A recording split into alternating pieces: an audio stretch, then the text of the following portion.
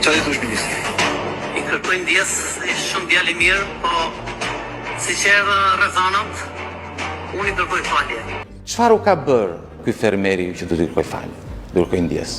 Çfarë u ka bërë? Lili Biti është një fermer, një njeri i ndershëm, që me punë dhe me sakrificë, duke punuar tokën e vet, ka rritur fëmijët, i ka shkolluar. Për çfarë do t'i kërkoj falje juve? Se guxoi e foli, se nuk eshti, se nuk u bë pjesë e teatrit. E thrasin, hajde të takimi i Ramës, dhe vetë edhe ky. Ju i dhat mikrofonin dhe ai guxoi tha të vërtetën. Jemi shtresa më pambrojtur. Po për çfarë? Për çfarë? Ulo. Për këtë do të kërkoj ndjes.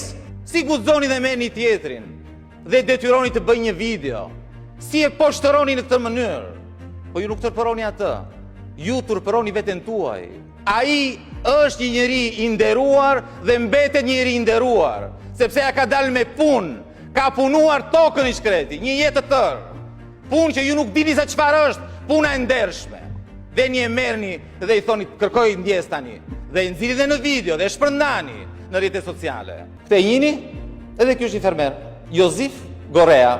Ky është kryetari i bashkisë së Divjakës. Midis tyre të dyve, kush i ka marrë paratë i Pardit? Ka marrë kryetari i bashkisë. Sepse ky është vend i padrejtësive, i shtypni, i poshtëroni për ditë, çdo ditë. Këta e din që ishin me ju aty.